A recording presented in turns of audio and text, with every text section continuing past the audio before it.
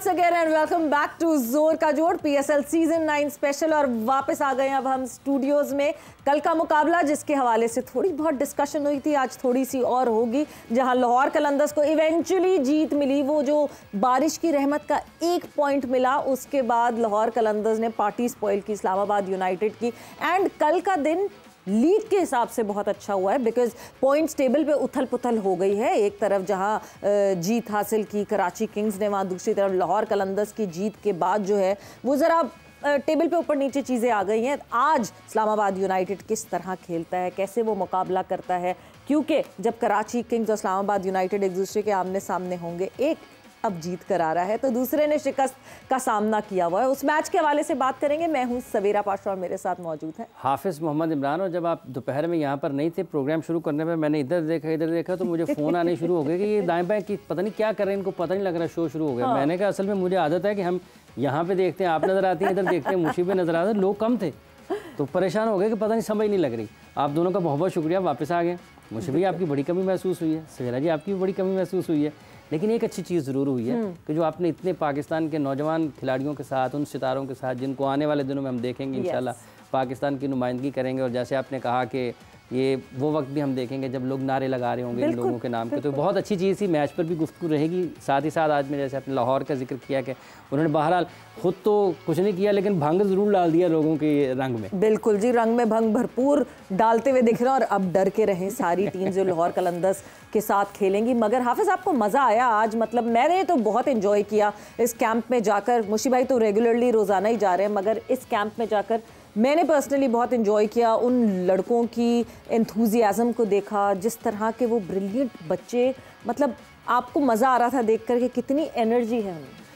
देखिए, एक बहुत ही दिलचस्प और आंखों को मतलब आप कहते हैं ना खुशकुन मंजर होता है जब आप जिस काम को कर रहे होते हैं और जिनमें आप अपना मुस्तकबिल देख रहे होते हैं ना। हाँ। उनको देखने का, उनको करीब से देखने का, उनकी मेहनत को देखने का एक बिल्कुल अलग सा जज्बा होता है, अलग से एहसास होते हैं जिनको आप कभी बयान ना भी कर सकते हो, लेकिन ऐसा लगता है कि आपको उनमें कोई बाबर आजम नज़र आ रहा है, कोई उनमें आपको मोहम्मद आमिर नज़र आ रहा है, कोई आपको उनमें शाहीन आफरीदी नज़र आ रहा है, कोई आप उनमें मुश्ताक अहमद नज़र आ रहा है, कोई अब्दुल कादिर नज़र आएगा, कोई उसामा मीर नज़र आएगा। तो ये वो सारे लोग हैं। जब आप इन लोगों को देखते हैं, 20, 25, 30 लड़के आपके सामने हो, तो आपको बुनियादी तौर पर आपका मुस्तकबिल नज़र आता है। और अगर मुस्तकबिल आपको रोशन नज़र आ रहा हो तो फिर आपका जो ट्रिप है या जो भी आप काम कर रहे हैं वो उसके अपनी मेहनत के आपके पैसे वसूल हो जाते हैं। बिल्कुल जी, the future of Pakistan is in right hands right now and I hope Pakistan cricket would become better and better every day. Mushi भाई, आपको खुशामदीद कहेंगे, अस्सलाम वालेकुम and welcome to the show once again. जी वालेकुम सलाम, बहुत बहुत शुक्रिया एक दफ़ा फिर। बिस्मिल्लाह रहमान रहीम।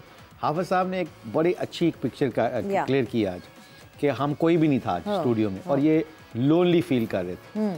तो ये इनकी बात से एक मैसेज डिलीवर भी करना चाहता हूँ, जब लोग जिंदा हैं और आपके पास हैं तब उनकी कदर कर लो, जब पास नहीं होंगे तो फिर इस तरह बातें करेंगे। हम जिंदा थे, हम मुरीद के गए थे, मरे नहीं थे। मुशी भाई फौरी पकड़ ली। बट मुशी भाई, ऑनेस्टली स्पीकिंग, वहाँ जाके इतना अच्छा लगा। ठीक है, गर्मी बहुत थी, मैं आके मैं मुशी भाई को दिखाई थी, ये देखें ज़रा, फ़ौरन जल्दी से टैन हो गए। और कैसे आप लोग कैसे करते हैं। सबसे पहले तो सबसे पहले मुशी भाई के लिए तालियां। और सारे जो वो कोचेज़ वहाँ पे मौजूद थे, सब तैमूर साहब से लेके एवरी अदर कोच जो वहाँ मौजूद था, उन सब के लिए बहुत ज़्यादा अप्रिसिएशन। बिकॉज आप कहते हैं हाँ जॉब है ना क्या, बट उस जॉब के साथ वो डेडिकेशन जो उन लड़कों के साथ और उन लड़कों की खुशियों में खुश होना, यानी जो एक बच्चा हमें वहाँ दिखा जिससे हमने बात भी की और जिसने बताया कि नहीं जी मैं जल्दी आउट हो गया था, खुद को सज़ा देने के लिए मैं रनिंग कर रहा था। क्या कितने ज़बरदस्त मज़े का एटीट्यूड है। आपको 2-3 चीज़ें इसमें मिलती हैं। एक तो वो एंजॉयमेंट मिलता है, कहते हैं ना कि इसमें मैं मारने की ज़रूरत है बस और कोई नहीं। अगर आप जो इंटरनेशनल लेवल के कोचेज जब नीचे जाके काम करते हैं, आप यकीन मानिए जब ये टैलेंटेड प्लेयर जब ऊपर निकल रहे होते हैं और आप उनकी रहनुमाई करते हैं, आप उनको अपना एक्सपीरियंस शेयर करते हैं और जब वो जाके प्रूव करते हैं और अपना एक्सप्रेस करते हैं पाकिस्तान की तरफ से, आप घर में बैठे हो आपको कुछ नहीं मिलता, मगर जो आपको खुशी अंदर से मिलती है ना कि ये बंदा जो पाकिस्तान की तरफ से अचीवमेंट कर रहा है, इसमें मेरी भी थोड़ी सी पार्टिसिपेशन है, and that enjoyment is more than anything. और इन बच्चों के अंदर इतना वो क्या कहते हैं एक्सेल करने का मौका होता है, सिर्फ यहाँ पे इनकी ऑनरशिप लेने की बात है। मैं कह ऑनरशिप ले लें आप यकीन, 3 चैनामैन स्पिनर थे, लेफ्ट आर्म, एक लेग स्पिनर था, लेफ्ट आर्म स्पिनर कितने थे, बैट्समैन आपने देखा सारा। So I think this camp is a great camp, और मैं पीसीबी से रिक्वेस्ट करता हूँ, और I am sure Nadeem Khan को और जितने भी जो स्टेक होल्डर्स हैं जो इसको ऑर्गेनाइज करते हैं, आप यकीन मानिए कि ये 3 हफ्ते का नहीं लगना चाहिए, ये 2-2, 3-3 महीने का लगना चाहिए। और इस 3-4 महीने में इनकी बेसिक्स भी पक्की हो जाएंगी, गेम अवेयरनेस का भी पता चल जाएगा, और फिर इसको क्या करें, इसको अच्छे तरीके से ऑर्गेनाइज करके फिर इसका एक अच्छा सा टूर करवाएं, ताकि इनको इंसेंटिव मिल सके इस मेहनत का। क्योंकि अगर आप इंसेंटिव नहीं ना मिलेगा तो बच्चों को समझ नहीं आएगी। अंडर 16 के टूर्स होने चाहिए, अंडर 19 के टूर होने चाहिए, और बाहर इंग्लैंड, ऑस्ट्रेलिया वगैरह मुल्कों में होना चाहिए, ताकि इन बच्चों को उस कंडीशन का, उन खानों का, उन कल्चर का पता चल सके। और यही चीज़ है जो आपकी टीम को, आपकी क्रिकेट को ऊपर लेके जाएगी। And credit goes to PCB and all the stakeholders. Coaches की आपने बात की, डेडिकेशन के साथ काम कर रहे हैं। आप यकीन माने सम टाइम आप बैठे होते हो ना, ये बच्चे में बच्चा बनना पड़ता है। और उनको अंडरस्टैंड करवाने के लिए कि what is the purpose you guys are here. तो वो सारा कुछ जब आप बात करते हैं ना, तो आप जब घर में आते हैं थके आते हैं। आपके अपने भी बच्चे होते हैं, आपको वो एनर्जी लेवल नहीं दे सकते जो उन बच्चों को दे के आते हैं, पर फिर जस्टिफाई आप करते हैं कि अगर आज हम दूसरों के बच्चों की ऑनरशिप लेंगे, उनका ख्याल रखेंगे, तो इंशाल्लाह उसका फ़ायदा आपके बच्चों को भी होगा। बिल्कुल। मुशफ़ा, ये जो आपने बच्चों की बात की ना, कैंप लगा हुआ, उसी पर आगे मुझे ना 2014-15 में शायद एक मरतबा रिजवान का इंटरव्यू किया था, तो उसने भी उस वक्त बहुत अच्छे अल्फाज अदा किए, अपने ख़यालात का इज़हार किया आपके बारे में, क्योंकि पाकिस्तान में अमूमी तौर पर खिलाड़ियों का वो रिवायत नहीं थी कि अगर वो पानी पी रहे हैं तो बोतल वहीं पे डाल दें, कोई आएगा उठा के ले जाएगा सफाई करने वाला। तो ये मेरा ख्याल कर रहा था रिजवान साहब इधर नेशनल क्रिकेट अकेडमी में कर रहे थे, तो मैंने उस वक्त चूँकि वहाँ पे मौजूद था, तो मैंने उनसे पूछा ये कैंप किस तसलसल में है। उन्होंने कहा जी हमारा कैंप लगा हुआ है, इसी कैंप में हमने एक ये चीज़ सीखी है कि आप अगर कहीं कोई चीज़ फेंक रहे हैं ड्यूरिंग ट्रेनिंग, तो आप उस ग्राउंड को साफ़ करके जाएँ। ये हमने ये 15-16 की यकीनी तौर पर ऐसी भी बहुत सी चीज़ें कैंप में बच्चे सीखते हैं। आप देखिए, मैं क्योंकि लकीली मेरा एक थोड़ा सा मुझे ट्रेंड मिल गया जी। मैं इंग्लैंड सीधा अपनी क्रिकेट छोड़ते इंग्लैंड का कोच बन गया। वहाँ का सिस्टम देखा मैंने, वहाँ पे कोचिंग से ज़्यादा क्रिकेट तो अल्लाह ने सिखाई हुई है, क्रिकेट की बात तो कर सकते हैं, मगर वहाँ पे मैं देखता हूँ कि जिमी एंडरसन, ब्रॉड, ये सारे जब अपना ड्रेस रूम खाली कर रहे होते हैं, अपने कपड़े चेंज करके मैच पे जाने पे, एक एक कागज़ का टुकड़ा, एक एक चीज़ वो डस्टबिन में फेंकते हैं। कोई किसी का इंतज़ार नहीं करता, किसी को कोई चीज़ नज़र आती है वो सफाई करके जाते हैं। और उनका जो रूम अटेंडेंट है वो ऐसे बैठा होता है जैसे वो कोच है, हेड कोच है या डायरेक्टर ऑफ टीम है। उसको जब ये आप करते हैं ना, एक दो चीज़ें आती हैं, humbleness, nobody is bigger than this game. और वहाँ से मैंने ये तरीके सीखे जो कि हमारा मजहब भी सिखाता है, हमारा दीन सिखाता है, सफाई निस्फ ईमान है।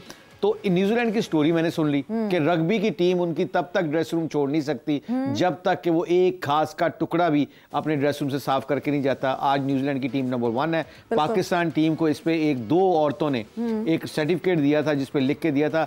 हमारे इधर नेपियर में बहुत टीमें आती है, नेपियर छोटा सा एक उनका आइलैंड है, सिटी है, वहाँ पे बहुत कम है। तो आप लोग वहाँ पे बड़ा मुश्किल है प्लेटें साफ करना, ये वो।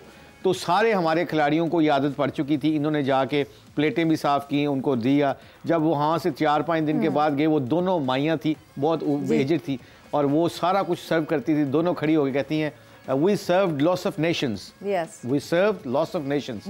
But Pakistan became number 1 nation for us because every single guy came to in our dining room and they cleaned the plates and they cleaned the tables, and that's the certificate we are providing them. Wow. They won our hearts, not the matches. Brilliant. क्या बात है. That is what we say. That our players are our ambassadors. उस दिन जब उमर भी आए थे तो यही बात हो रही थी कि क्यों ऑफ द फील्ड जो चीज़ें होती हैं वो क्यों मैटर करें। भाई प्लेयर कहेगा मेरी पर्सनल लाइफ है, पर पर्सनल नहीं रहती। वंस जब आप पाकिस्तान के को रिप्रेजेंट करने लगते हैं, यूर एन एम्बेसडर, और जब आप ऑफ द फील्ड भी कर रहे होते हैं, दैट मैटर्स। बट एक चीज़ जो आपने अभी इस कैंप की कही कि कैंप लंबा होना चाहिए थोड़ा सा, बिकॉज ये जितना शॉर्टर कैंप हो रहा है, इवेंचुअली ये लड़के वापस घर जाएंगे। ये बड़े हम्बल बैकग्राउंड से आते हैं।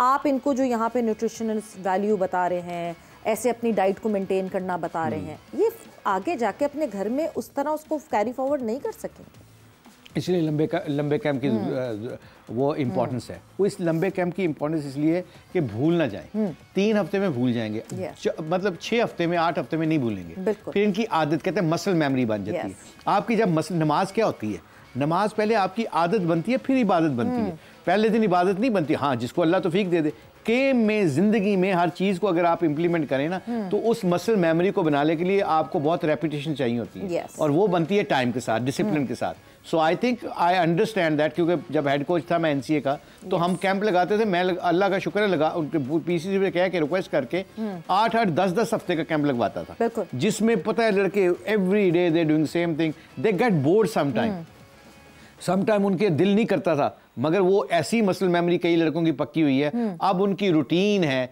कि वो उनके लिए एक सेकंड नेचर बन चुकी है कि मैंने क्या करना है, कैसे करना है। ये आसान हो जाता है जब आपके पास बहुत ज़्यादा इन्वायरमेंट में ऐसा टाइम मिल जाए। So I think those kids are very talented and I am sure अल्लाह के फजल करम से आप देखिएगा कि पीसीबी विल इंशाल्लाह do lots of programmes like this. Yes इंशाल्लाह, एंड आई होप ऐसी प्रोग्राम्स होते रहें। आज की अब ताज़ा तरीन ख़बर जो हमें एज ब्रेकिंग न्यूज़ मिली, जिस वक्त हम मुरीद के में मौजूद थे, उस वक्त वो ख़बर आई हाफिज़ और उस्मान तारिक, उनसे हमने बात भी की थी, वो हमारे शो का हिस्सा भी बने थे। And eventually his action is called out, और उनके एक्शन को जो है वो कहा गया है कि रिपोर्ट किया गया है कि this is not a legal action, और उनका बेंड जो है वो 15 डिग्री से ज़्यादा का बेंड हो रहा है। वापस मैं उसी पे आऊँगी मुशी भाई, एक सही एज पे, क्योंकि उस्मान ने हमें ये बताया था कि मुझसे तब्दील करने को कहा गया था एक्शन, जब मैं अपनी अर्ली स्टेज पे था, बट मैं इफेक्टिव नहीं हो रहा था, इसलिए I came back to that action. हम तो समझ रहे थे उस रन अप पॉज की बात कर रहे हैं वो, बट वो रन अप पॉज से ज़्यादा उनकी चकिंग थी, जिसको तब्दील करने की कोशिश की गई थी। बिकॉज जब हमें ये खबर मिली आज मुरीदके में, तो उनके कोच जो पुराने थे उनसे भी हमारी सरसरी सी गुफ्तगू हुई, और उन्होंने कहा कि इनको तब्दील किया गया था, बट ये कंफर्टेबल नहीं थे, and he came back to that chucking. ये इस छोटी सी एज में करवाना बहुत ज़रूरी होता है, क्योंकि वंस जैसे अब वो he is big enough, he is 29, तो वो तो उस वक्त तो अब बहुत मुश्किल है कि कोई तब्दीली हो। इसमें 2-3 चीज़ों का हमें बहुत केयरफुली बात करनी पड़ेगी। 2-3 चीज़ें हैं क्या। जब उनके एक्शन पे काम किया जा रहा था, क्या वो चेकिंग के लिए था कि उनको रुकने पे था क्रीज के ऊपर। अब अगर आप हम ये कह रहे हैं, तो क्या प्रोसेस के ऊपर उनको बैन किया गया, क्या कोई मशीन से गुजारा गया, लैब से गुजारा गया? नेकेड आई से अगर आपने बैन किया तो it's a very dangerous thing. Naked eye से नहीं पता चलता कि आपका डिग्री कितना है। आई थिंक जो एक्शन उसको देखा गया, अश्विन भी करता रहा है, बाकी कई स्पिनर ऐसे करते रहे हैं, क्रिस गेल बहुत दफ़ा करता है, रुक जाता है। शोएब मलिक को आप देखें, उसका पैर पूरा बाहर लाइन के बाहर जाता है, फ्रंट पे फिर वापस आता है। तो अब ये 3-4 चीज़ें हैं उसको देखने के लिए। अगर उसके एल्बो की वजह से चेकिंग है कि 15 डिग्री से ज़्यादा है, तो आई थिंक फिर तो किसी टेस्ट में डाल के आप फिगर आउट कर सकते हैं। नेकेड आई से अगर बैन किया गया है और अगर वो ना निकला, जैसे मोहम्मद आसिफ हमारी सबसे बड़ी एग्जांपल है कि उसने जिम्बाब्वे में जाते ही बिलाल आसिफ आसिफ नहीं कहा मैंने, मोहम्मद आसिफ तो हमारे पास। हाँ, बिलाल आसिफ क्योंकि मैं वहां पे था एज ए कोच, उन्होंने 6 आउट किए डेब्यू में, सेकंड मैच में।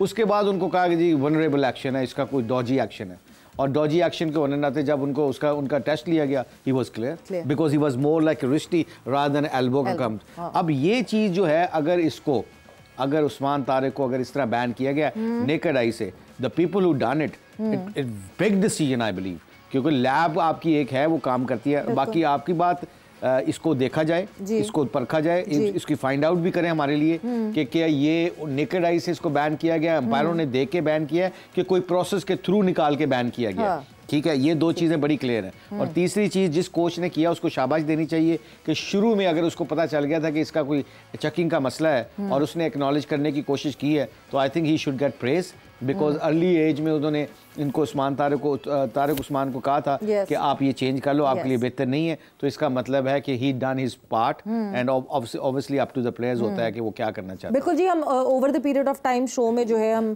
कादिर ख्वाजा को कनेक्ट करने की कोशिश करेंगे कि कादिर हमें उसकी कंप्लीट अपडेट दे सके कि वेदर किसी प्रोसेस से गुजारा गया या ये नेकेड आई से, बिकॉज हम भी कुछ फुटेजेस दिखाएंगे उस्मान तारिक की और बात करेंगे उस हवाले से। बट बिफोर दैट आपने एक नाम लिया एंड एक चीज़ it just popped out from on my mind. Spin की हम दुनिया में बात करते हैं तो स्पिनर्स बहुत सारे हैं, बहुत अच्छे भी हैं, कुछ के बहुत नाम हैं। एक ऐसा उसमें नाम है रविंद्र चंद्र अश्विन, आज अपना 100 टेस्ट खेलने लगे हैं Ashwin. He has gone through with the 500 wickets mark, वो हो चुका है उनका, मगर आज 100वां टेस्ट खेल रहे हैं। And something coming out from you for Ashwin, I would like you to have your camera and Ashwin के बारे में आप क्या कहना चाहेंगे? I think a big fan We of can just Ashwin. have his close, please. I think Ashwin is we are a big fan. The reason behind that, जो professionalism, जो dedication से आपने एज ए ऑफ स्पिनर इतना achievement किया है, you deserve what you getting. और सबसे important चीज़ जो मुझे अश्विन की लगी है वो गेम अवेयरनेस और एक अच्छा स्पोर्ट्समैन। मैंने कभी भी उसकी स्टेटमेंट्स में या कभी भी किसी इंटरव्यू में कभी ऐसी कोई चीज़ नहीं सुनी 500, 400, 300 विकेटें ले के बाद कि कोई ऐसा आप बोल रहे हो जो एक यंग यूथ के लिए वो अच्छा रोल मॉडल नहीं साबित हो सकता। You good role model in cricket and I believe you know like your parents, your family, your teammates and obviously your country also be proud of you from us. You know like we like the people who do achieve the highest level पे जो लोग जाके achieve करते हैं, जैसे वसीम भाई हैं, वकार हैं, इंजमाम है, I can name all of them. जब वो करते हैं तो हम जब उनकी बात करते हैं तो we feel proud to have our opinion about those guys and you are one of them now. आपको best of luck, keep going as much as you can. अपनी फिटनेस पे ख्याल रखना। तो बिरयानी ते रोटी नहीं खानी अश्विन, बाकी सब कुछ ठीक है। बिरयानी ते रोटी वो जिस पार्ट ऑफ द इंडिया से जिस पार्ट से है वहाँ बिरयानी रोटी कम खाई जाती है। डोसा खा सकते हैं। हाँ, डोसा खा सकते हैं, डोसा नहीं खा। मगर ये अश्विन जैसे हम अपने प्रोग्राम के तवसल से बता रहे हैं, ये great achievement, game awareness, longevity of career भी। 100 टेस्ट कोई ये अश्विन से पूछना चाहिए कि इतनी परफॉर्मेंस, क्योंकि वो वनडे में भी 2020 में भी खेलने के काबिलियत रखते हैं, बल्कि IPL में करते हैं। उस सबसे इंपॉर्टेंट पता क्या है, we should ask, anyone should ask him कि रेड बॉल क्रिकेट से उनको क्या फायदा हुआ, जो हम we talking about for last 2-3 months. तो ब्रेक का टाइम हो गया। बिल्कुल जी, ब्रेक का वक्त यहाँ पे हो गया। And 100 test for Ashwin and congratulations and a very good message from Mushtaq Ahmed here. वक्त ब्रेक का हुआ, ब्रेक से वापस आएंगे तो आज के मैच के हवाले से बात करेंगे।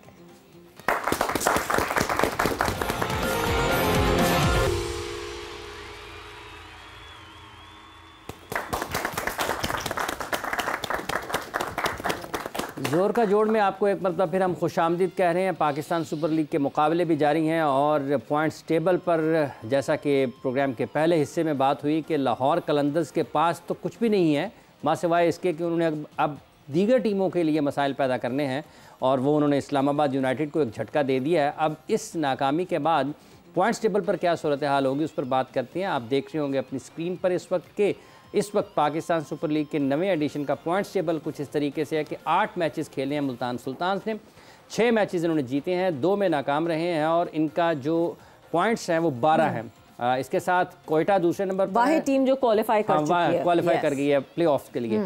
दूसरी टीम कोयटा ग्लेडियर दूसरे नंबर पर, 7 मैचेस खेले, 4 जीते, 2 हारे, 1 का रिजल्ट नहीं आया और ये 9 पॉइंट्स के साथ दूसरे नंबर पर हैं। पेशावर ज़ल्मी तीसरे नंबर पर है, 8 मैचेस खेले, 4 जीते, 3 हारे, 1 का रिजल्ट नहीं आया और 9 पॉइंट्स के साथ तीसरे नंबर पर। इस्लामाबाद यूनाइटेड भी 8 मैच खेल चुका है लेकिन ये सिर्फ 3 मैचेस जीते हैं, 4 में नाकामी का सामना करना पड़ा और ये 7 पॉइंट्स के साथ चौथे नंबर पर हैं। कराची किंग्स और इस्लामाबाद का अब असल में मुकाबला होगा कि इन्होंने जाना कहाँ पे। इसके बाद कराची है, उसके 7 मैचेस, 3 जीते, 4 हारे, 6 पॉइंट्स के साथ 5वें नंबर पर और सबसे आखिर में लाहौर कलंदर्स 8 मैचेस, 1 जीते, 6 हारे, 1 बारिश की नज़र हुआ और उसका पॉइंट तकसीम हुआ दोनों में, तो 3 पॉइंट्स के साथ ये सबसे आखिरी नंबर पर हैं लाहौर कलंदर्स। बिल्कुल जी, और आज के मैच में एक एडवांटेज जो कराची किंग्स और इस्लामाबाद यूनाइटेड का मैच होगा उसमें एक एडवांटेज होगा कि कराची किंग्स ने 1 मैच कम खेला हुआ है इस्लामाबाद यूनाइटेड के मुकाबले में। सो आज 8वां मैच खेलेगी कराची किंग्स और जो इस्लामाबाद यूनाइटेड है वो 9वां मैच खेल रही होगी। नेट रन रेट पे इवेंचुअली बात आ जाएगी, बिकॉज अगर मैं ये देखूं तो Islamabad United has a positive net run rate in comparison to their counterparts. अगर आज इस्लामाबाद यूनाइटेड जीतती है तो रहेंगे वो अपनी ही जगह पे 7 और 9 पॉइंट नहीं जी ऊपर हो जाएंगे और दूसरे नंबर पे आ जाएंगे according to the net run rate, क्योंकि जो है नेट रन रेट पॉजिटिव में है। पेशावर का नेट रन रेट भी नेगेटिव है और कोयटा ग्लैडिएटर्स का नेट रन रेट भी नेगेटिव है, विच मीन्स आज जीतना इस्लामाबाद यूनाइटेड को बहुत ज़रूरी है कि वो सेफ एंड साउंड खुद को फील करे। बहुत प्रेशर है इस्लामाबाद यूनाइटेड के ऊपर क्योंकि 8 मैच हो गए उनके। बिल्कुल। कराची को एक एडवांटेज, जैसे as you said 7 match, 1 match उनका एक्स्ट्रा पड़ा है। अब ये जो प्रेशर होता है ना, इस प्रेशर के दरमियान में सबसे प्रोफेशनल टीम क्या करती है, they don't focus now about run rate, they will focus win the game, get the 2 point and follow, मतलब आगे निकलो।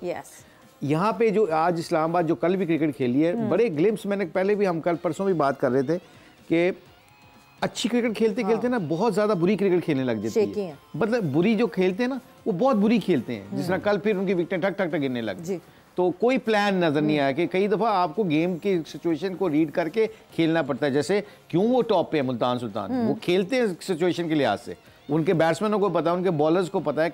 तो आई थिंक जो जिस टीमों का मोमेंटम तगड़ा होता है ना, उनका सबसे बड़ा खूबी ये होती है कि वो छोटे छोटे मोमेंट्स को जाने नहीं देते, और जब उनके ऊपर थोड़ा सा बुरा मुश्किल टाइम आता है उसको निकलना सीख जाते हैं। अब ये बहुत ज़रूरी है इस्लामाबाद यूनाइटेड के लिए आज का मैच जीतना, एंड वाइस वर्सा कराची के लिए भी उतना ही ज़रूरी है। अगर कराची आज जीत जाता है, so what is the scenario, you said what is the scenario, 8 points हो जाएंगे कराची के, अगर कराची आज जीत जाता है 8 matches 8 points, and Karachi Islamabad से ऊपर आ जाएगी। और द 4 जो हम कह रहे हैं ना टॉप 4, सो टॉप 4 में फिर कराची आ जाएगा। अच्छा, टॉप 4 में कराची आ जाएगा। अब दूसरा बताएं, कोटा ग्लैडिएटर जो है उनके 7 मैच के 8, कोयटा ग्लैडिएटर्स के 7 मैचेस हैं और 9 पॉइंट्स हैं। Quetta Gladiators is close by, I think they almost qualified, they will almost qualify, they have 3 matches left and just 2 more points and they'll be through. And what about Peshawar Zalmi? They played already 8 matches. बिल्कुल, पेशावर ज़ल्मी के 8 matches हो चुके हैं, 9 उनका points हैं and -0.38 का उनका net run rate. So they are also not confirm yet. Yes, अभी वो इतने कंफर्म नहीं है। तो अब ये जो ब्यूटी है ना, ये बहुत खतरनाक है। मुश्ताक अहमद साहब, ये कल के लाहौर वाले मैच से ज्यादा दिलचस्पी पैदा हो गई। मैं कह रहा हूँ कि लाहौर पकड़ेगी किसी को, वो कह रहे हैं हम तो डूबे हैं सनम, तुम्हें भी डूबेंगे, तुम्हें भी ले डूबेंगे। तो इसलिए ये बहुत जरूरी है कि जो भी टीमें ना वो किसी से नहीं डरेंगी, वो लाहौर से डरेंगी, क्योंकि उनको पता है लाहौर को तो कोई फिक्र नहीं है, उन्होंने कोई फिक्र नहीं। कल शहीन आके फिर वो लगा है और शहीन ने आके खेला है, फिर वो कल मुझे फिर याद आ गई, मैं कहा देखो 2 साल पहले यही शहीन आता था और इस तरह मैच जिता के ले जाता था। वाकई मगर कल जो है ना, कल सबसे मजे की जो चीज हुई, एक बहुत मजे का सिनेरियो था, how important Naseem Shah is for team Pakistan. वो कल पता चला उस तरीके से कि जब नसीम को बॉल लगी ओवरथ्रो करते हुए, शाहीन की तरफ से ही वो बॉल लगी थी ओवरथ्रो, और जैसी माँ की तरह शाहीन भागता हुआ गया ना कि हाय कुछ हो ना जाए मेरे मेन स्ट्राइक बॉलर को, हम दिखा भी दे अगर वो फुटेज साथ ही साथ। तो मुशी भाई, इसी तरह कप्तान जो है वो ख्याल रखता है अपने प्लेयर्स का। इनकी बाउंडिंग बहुत तगड़ी है। ये ग्रुप जो है ना, शाहीन हो गया, बाबर हो गया, रिजवान हो गया, शदाब हो गया, नसीम हो गया, they are very close to each other, they are very good people, good friends, और अच्छे बच्चे हैं, बहुत बहुत अच्छे बच्चे हैं। मगर जैसे एक दूसरे से मोहब्बत करते हैं, प्यार करते हैं, मुझे सम टाइम ये लगता है, ये मेरी ओपिनियन है, मैं गलत, आई थिंक सम टाइम मैचों के दरमियान इतना ज्यादा नहीं करना चाहिए। आई थिंक जो थोड़ा सा वो प्यार बाहर के लिए रखना चाहिए, फियर्स राइवलरी होनी चाहिए। हाँ, वो थोड़ी सी रहनी चाहिए, ताकि यंगस्टर्स ये ना समझे कि फेलियर आना कोई बुरी बात नहीं है। मतलब कई दफा यू शुड गेट हर्ट अगर आपको आउट होते हैं, या जब मैं अगर कोई मुझे 2 छक्के मार के आगे मुक्के पे मुक्का मारे तो मैं तो हर्ट होऊंगा। तो आई थिंक मगर इन लड़कों की बाउंडिंग बहुत तगड़ी है, ये बहुत अच्छे बच्चे हैं और क्रिकेट भी अच्छी खेल रहे हैं, हमें एंटरटेन कर रहे हैं। सेम टाइम थोड़ा सा बैलेंस बना लें कि क्रिकेट को थोड़ा सा सीरियस लिया करें when things are not right. Exactly, मतलब जब आप लीग में खेल रहे हैं, मतलब अगर रिजवान की टीम को बाबर ने हरा दिया है और जाके रिजवान फिर भी झप्पी डाल रहा है बाबर को, तो क्या मजा आएगा यार, फिर तो गुस्से में रिजवान को इधर से उधर हो जाना चाहिए। आपके कहने का मतलब ये है कि बहुत ज्यादा दोस्ताना खेल के मैदान में नजर नहीं आना चाहिए। हम बहुत एंजॉय करते थे इनकी, ये तो बहुत अच्छे बच्चे हैं, हम तो बहुत एंजॉय करते थे। वसीम भाई, बकार, ये जब हम इवन टेलेंटेड आते थे तो आगे से पता क्या कहते थे, अगर तू कोई गेंद चौका मारा ना तेरे सर पे गेंद मार दूंगा। और हमें वो ऐसी बात करते, हम बॉलिंग कर रहे थे, हम कह रहे मार के दिखाएं आप। ये पता है इससे क्या होता है, इससे कंपेटिटिवनेस आती है कि आपकी रिस्पेक्ट जो है ना आपकी परफॉर्मेंस से मिलती है आपको। और जी ये तो भाइयों की तरह रहते हैं। मैं इसलिए कहता हूँ ये बच्चे बहुत अच्छे हैं, इनके वैल्यूज लाइक हम्बल हैं, डाउन टू द अर्थ हैं। बट जब क्रिकेट खेल रहे होते हैं ना, क्रिकेट में क्योंकि बहुत सारे लोग आपको यंग लोग देख रहे होते हैं, तो वो जब आउट होते हैं, ये अच्छी बात है, हंसना, स्माइल कहते हैं ना, स्माइल रहनी चाहिए। स्माइल के साथ साथ कुछ चीजें होती हैं, जब आप लीडर बन जाते हैं ना, तो लीडर को कुछ चीजें ना अपने कंफर्ट जोन से निकल के नहीं करनी चाहिए। उससे पता क्या फर्क पड़ता है, कुछ टाइम पे आके लोग ना उसका एडवांटेज भी नहीं लग जाते। बिल्कुल बिल्कुल। और बहुत सारे लोग लेते हैं एडवांटेज इस चीज का। एग्जैक्टली आप वो हो जाते हैं। बट कंपेटिटिवनेस ये मुश्ताक अहमद साहब जो आपने बात की ना, जब आप लोग खेला करते थे जिमखाना में एक नाइट टूर्नामेंट होता था, आपको याद होगा, लोग देखने के लिए आते थे कि कब या जो विल्स कप भी होता था कि कब वकार बॉलिंग करेंगे आमिर सोहेल को, आमिर सोहेल कैसे बैटिंग करेंगे, कैसे रिएक्ट करेंगे, वसीम किसको बॉलिंग करेंगे। तो ये बड़ा दिलचस्प उस वक्त लोग ये देखने के लिए जाते यार देखने आज वकार साहब ने चौके पहन देने कि नहीं पहन दे। अब आपने विल्स कप का नाम ले दिया तब अब मैं फिर मजाक नहीं करने लगा था, पहले मैं छेड़ने लगा था आपको। जो आपने कहा वो लाइटें लगी होती है जो हमारे दौर में व्यू, तो मैं कहता मैं इतना पुराना नहीं हूँ फिर, मगर आपने विल्स कप करके, मगर आपकी बात ठीक है। आई थिंक ये मैं कह रहा हूँ ना कि जिस तरह रिजवान लीडर है, बाबर लीडर है, शाहीन लीडर है, शदाब लीडर है, इनकी पता है कई दफ़ा लोग जो क्रिकेट खेल रहे होते हैं ना, आपकी टीममेट्स होते हैं, उनका मतलब भी बुरा नहीं होता। दे कैन फील कि कैच ड्रॉप करने के बाद या मिस फील्ड करने के बाद you can have a fun, you can have a laugh, some time it can hurt you. और फिर ये जो एज ए लीडर होता है ना वो आपको अच्छा नहीं लगता।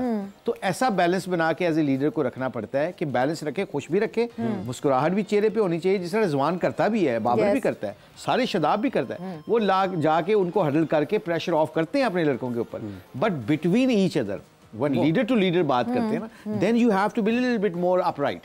उससे ये नहीं है कि खुदा ना खास्ता कोई ऐसी ईगो की मसला है, आपने सिर्फ यंगस्टर्स के लिए एक सेट स्टैंडर्ड करना है कि लुक क्रिकेट इज क्रिकेट, शाम को रोटी इकट्ठी खाएंगे, डोंट वरी अबाउट इट। बिल्कुल जी। सो फियर्स कंपेटिटिवनेस की जब बात हो रही है तो ये यहाँ क्यों नहीं हो रहा है? ये कंपेटिटिवनेस कौन सा कंपेटिटिवनेस हुआ? क्योंकि हम तो प्रिडिक्शन कर रहे हैं जोर का जोड़ के इस प्लेटफॉर्म पे, बट वो कंपेटिटिवनेस मतलब अब जब मैं जीत रही हूँ तो फिर क्या कहते हैं आप? कोई बात नहीं, हमारी बहन है, हो जाता है। कंपेटिटिवनेस तो होनी चाहिए ना, अंदर से है ये ना दिखने वाली है, ना दिखने वाली। तो क्या इस वक्त हाल है एनालिस्ट जो पॉइंट्स टेबल है हमारा, जो एनालिस्ट पॉइंट्स बोर्ड है, उस पे क्या हालात है? मेरी तो कल दोनों प्रेडिक्शंस गलत हो गई थी, आपका क्या हालात थी हाफिज साहब? हमारे हालात अभी इससे पहले कि हम उस पर बात करें, हम अपने नाजरीन के साथ उसको पेश करते हैं कि नाजरीन देखें, अपनी आंखों से बताएंगे हालात क्या हैं। हालात कुछ इस तरीके से जी मुझी भाई, कल 2 मैच थे कल हाँ ना, पहले मैच में मैंने किसके बारे में कहा था लेकिन मुश्ताक साहब आप मोमिन आपसे ऊपर निकल गया ना, कैसे निकल गया पता नहीं। ये देखे ये पीछे ये कुछ चलाकियां कर रहे हैं, ये जो बैठे ना ऊपर, इनसे जाके ना आज सीरियस मीटिंग करनी। मैं कल जीता हूं, घर पे ही बैठे बैठे जीते जा रहे हैं। लाहौर के अंदर कल कहा था जीता लाहौर के अंदर, उससे पहले किसके कौन? कोयटा का था ना, कराची किंग्स और कोयटा का था, और कराची किंग्स जीत गई थी। हाँ, और आपने इस्लामाबाद यूनाइटेड चूज किया था, पीजे भाई जीते, लाहौर नहीं चूज किया था। लाहौर कहा था मैंने? नहीं, हमारे पास ऑन रिकॉर्ड है। पूछे हु चूज इस्लामाबाद? हाँ, who choose Islamabad? You. And what we said, Lahore. अब ये जो गड़बड़े हो रही है ना, ये मैंने लाहौर का सबूत निकाले, वीडियो सबूत हमारे पास है और वो सबूत निकाला जाए, और वो मगर जब तक हम अभी आज की जो है वो प्रेडिक्शंस उसको शामिल कर लेते हैं, बिकॉज इस्लामाबाद यूनाइटेड का आज मुकाबला होना है कराची किंग्स से। और सब फिर याद रखें कि उन्होंने क्या प्रेडिक्शन की। सबसे पहले हम लाला की तरफ मूव ऑन करते हैं कि लाला ने क्या प्रेडिक्शन की है आज के इस मैच की। सो क्या कहना है लाला का? अस्सलाम वालेकुम लाला। अस्सलाम वालेकुम। फर्स्ट ऑफ ऑल मैं आप सब लोगों को बहुत मिस कर रहा हूँ, ऑनेस्टली बहुत ज़्यादा मिस कर रहा हूँ। और सवेरा आपको तो पता है कि किसकी बात कर रहा हूँ मैं ख़ास तौर पे, मुशी भाई की। मुशी भाई I love you and I am missing you. दूसरी चीज़ है कि इंशाल्लाह जल्द से जल्द मैं आ रहा हूँ आप लोगों के पास, फाइनल साथ देखेंगे इंशाल्लाह। और मेरी जो टीम है वो है आज की इस्लामाबाद। शायद खुश रहो, आबाद रहो, love you too, miss you a lot every day. मज़ा नहीं आ रहा, जल्दी से आ जाओ, और आपका देश आपका इंतज़ार कर रहा, आपकी फैमिली आपका इंतज़ार कर रही है, जल्दी से आ जाओ। Love you too my dear. ज़बरदस्त जी, ज़बरदस्त। और पहली प्रेडिक्शन हो गई है, इस्लामाबाद यूनाइटेड लाला ने चुनी है योर टीम हाफिज साहब। हाँ, कराची। वो टाइम ही नहीं लिया बिल्कुल, उन्होंने कहा कराची और इस्लामाबाद यूनाइटेड जी। आप बताएं यार मुझे ये एक कमाल सीन होता है, प्रैक्टिकल गेम है ये कोई। कराची, यस। आप दोनों कराची? यस। इस्लामाबाद यूनाइटेड। तो इस्लामाबाद यूनाइटेड जो है वो लाला की टीम भी है, मुशी भाई की टीम भी इस्लामाबाद यूनाइटेड है। आज हम दोनों ये जो होस्ट टेबल है इन्होंने जो है वो कराची किंग्स चुनी है, तो देखना यही है। मगर कल आपने क्या कहा था वो हमारे पास है ऑन द रिकॉर्ड। चलें जी, सुनाए कल क्या प्रेडिक्शंस थी? इस्लामाबाद यूनाइटेड लाहौर कलंदर्स। मोमिन साकिब का भी यही मानना है कि लाहौर कलंदर्स जो है वो जीत हासिल करेगी। मोमिन भी अपने जज्बात के बहाव में बहते चले गए हैं। लारा का ये कहना है, शाहिद खान आफरीदी की प्रेडिक्शन ये है that Islamabad United would be winning this match today and I would go with Islamabad United as well. Islamabad United. ये किसकी आवाज? तो मेरी आवाज ही नहीं, ये तो डबिंग है, ये डबिंग की गई है, मैं नहीं मानता इसको, मैं कोर्ट में लेके जाऊंगा। मुशी भाई इसी के साथ वक्त यहाँ इसी के साथ वक्त यहाँ पे खत्म हो गया। At Islamabad United versus Karachi Kings. Let's see कौन जीतता है और किसकी प्रेडिक्शन सही होती है। आप लोगों का बहुत बहुत शुक्रिया, आपका बहुत बहुत शुक्रिया। एंड सवेरा और हाफिज को इजाजत दीजिए, अपना बहुत ख्याल रखिएगा। टेक केयर, बाय बाय, अल्लाह हाफिज।